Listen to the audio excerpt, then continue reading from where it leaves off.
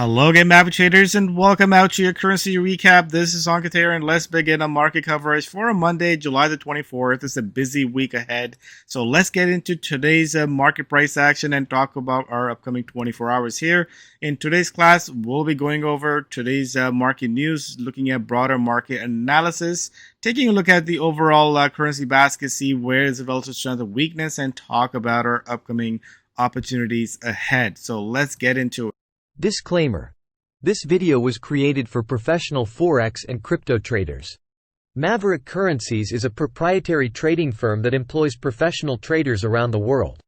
Our traders trade firm capital and keep 70 to 80% of profits they generate. All trades and analysis in this video are for professional traders only. If you are interested in becoming a professional Forex and currency trader for Maverick, click the apply button in the video description. Let's break down what happened today. So looking at the markets today, again, let's start with our velocity scores that we had on Friday. On a Friday, we went in a negative note on a Kiwi, Aussie, and the yen was the second worst performer. And there was a lot of strength in European currencies, euro, pound, and the Swiss franc. And the dollar and the CAD actually had a very nice run last week as well. So when we go into today's market, let's see what kind of continuation we are seeing. And then based on that, we can find out if there's some sort of changes we need to make to our outlook. Now, let's start with the news of the day. And you can see that today it was a quiet day in the markets. Again, busy week ahead. So usually we see some of the quiet activity, a little bit of markets to digest some of the news that we had last week and prepare for our upcoming week ahead. And as we are going into the FOMC, we are seeing the yields rising and the golds pulling back. We did not see a big price action in the US dollar. Maybe there's a lag, but we can see other areas where yields are rising, golds pulling back, and traditionally the dollar should be stronger than weaker in this sort of scenario. Overall, we are seeing a market rotation happening as well. The Dow, the S&P, they're actually doing better than the Qs, which has been the best performer in the past couple of months or 2-3 months. I mean, this is the best performer we had so far in 2023. So we are noticing some rotations taking place. Now, let's take a look at the performance for the day. You can see that it was not a big moving day percentage-wise, but it was a decent day. I mean, we had a couple of moves like above 0.5%. So look at what's happening here. A Kiwi, which was the best underperforming last week, they actually did perform well today. Aussie, the second best performer, and the CAD. So the money definitely flew into the growth currencies, but notice what's happening here.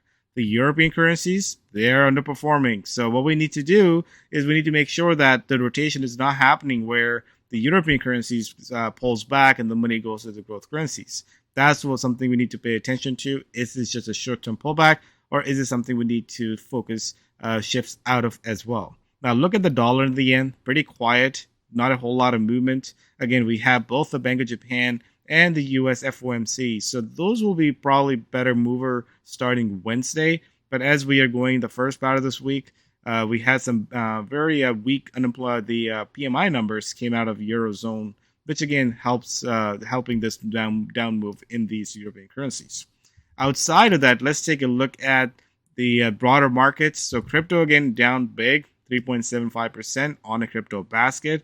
But outside of that, you can see S&P continues to be holding up here. The world stock index is being up as well, while the gold was down. And look at the oil. Oil really has turned its corner. You know, it's been sideways for the past few months, and I think it's really showing some promising signs for dollar to go, for the oil to go higher. So something to pay attention to, especially if we try to look at the correlation between oil and the Canadian dollar.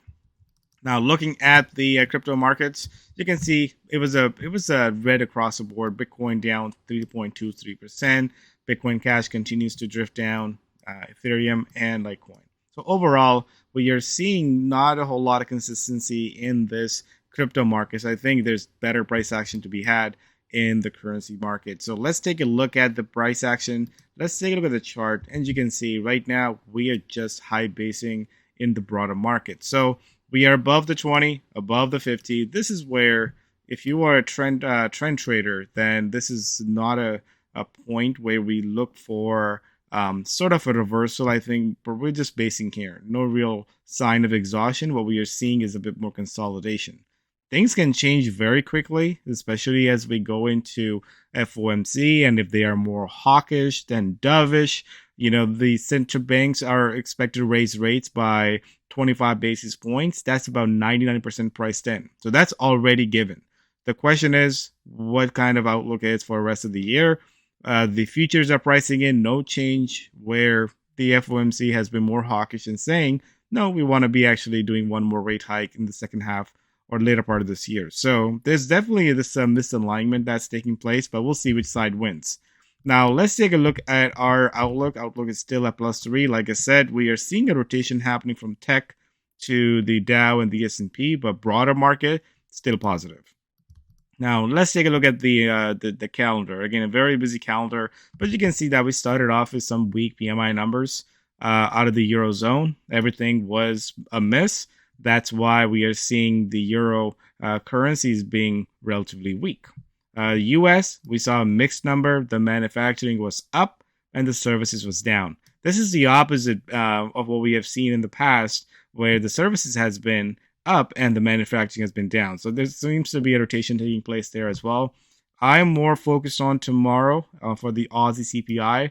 I think this can cause some decent moves. But the most important price action is going to be in the second half this week. This is where you want to be active. Wednesday, Thursday, Friday, a whole lot taking place. This is where it's just not a story about the US equities or it's about the currencies. It's a mix of both. So we will be seeing a broader market price action. And I think that's where we'll probably see a much better sort of a price action across the board.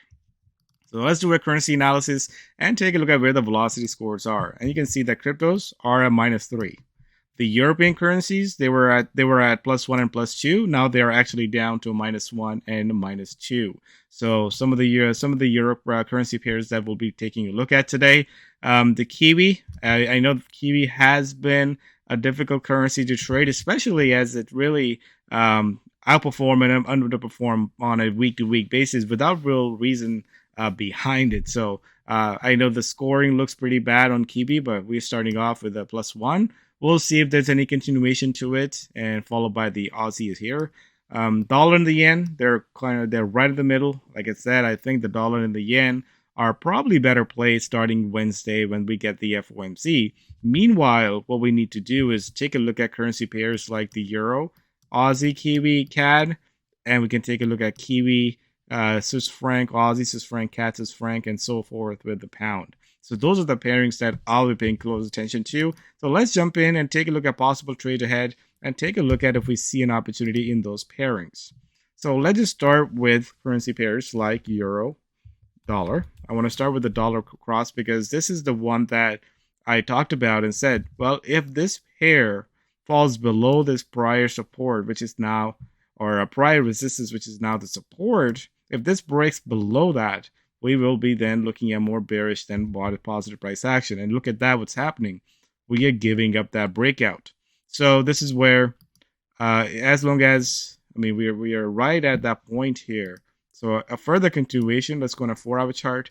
Yeah, price action looks pretty weak here. So at this point, I'm scaling back on this euro dollar bullish bets. I think this is where we might see a bit of a turn happening here as well. You can also see the same thing happening in dollar Swiss franc. Look at that. This thing really fell apart, went sideways, reversed here a little bit, went sideways again, and now it's breaking out. So European currencies looks pretty good here. Take a look at pound, dollar as well. We'll probably see it in the same boat as well. It did reverse, but look what was happening. Every little bear rally is being sold. So this is where always be on the right side of the markets. And when these pivots happen, when things are changing, we need to change with markets. For the most part, we have been nothing but bullish on some of these currencies, but I think this is where things might be taking a shift here. Now, let's go over some of the other currency pairs like Euro, Aussie. You can see that, I really like this on a positive breakout, but then here it is reversing here a little bit. Let's go over the Euro, Kiwi. We're probably noticing the same thing, big major sort of a reversal candle here that, it looks kind of weak here.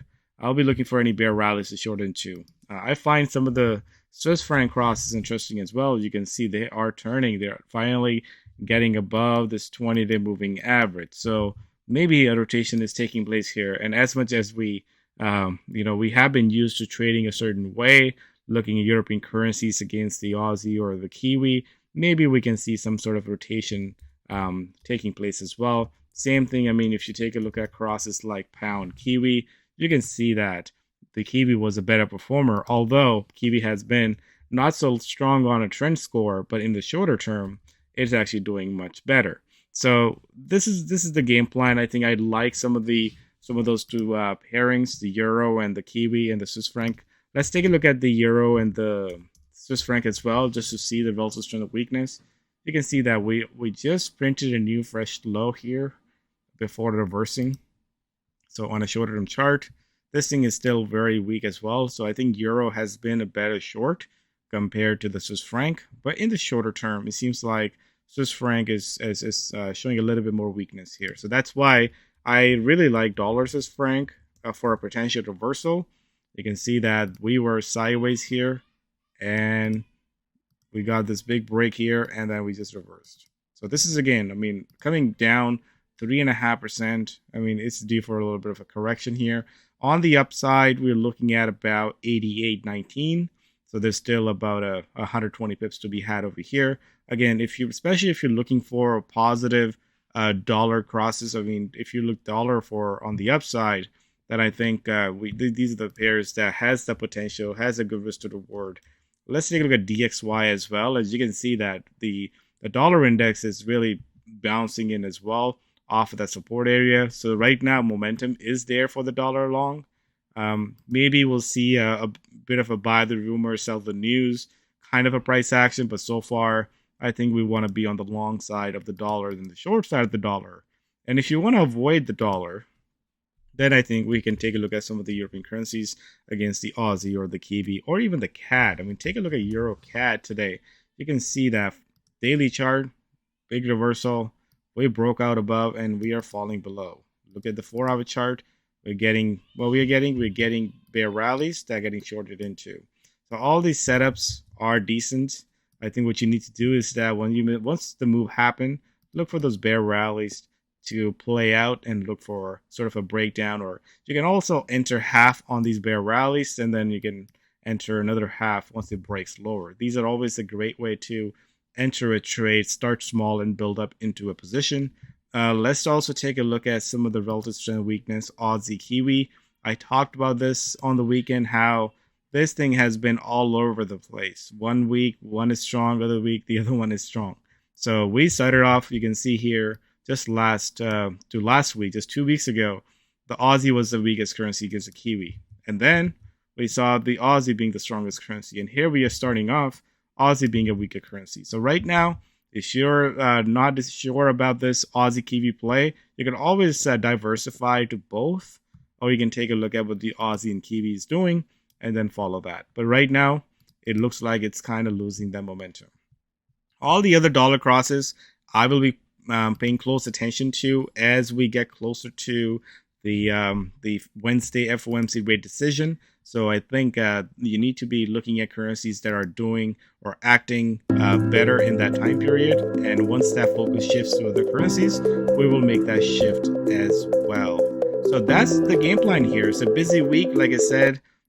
We started off with the euro movements, but as we get more movements in other currencies, we'll be making a shift as well. We have the plan for the week. We just need to make sure we are active around times when there's better opportunities and keeping the powder dry when there's not a whole lot. So let's keep a close eye on some of the European currencies in the next 24 hours and gear up for Wednesday for the FOMC. Till then, take care. Have a good evening.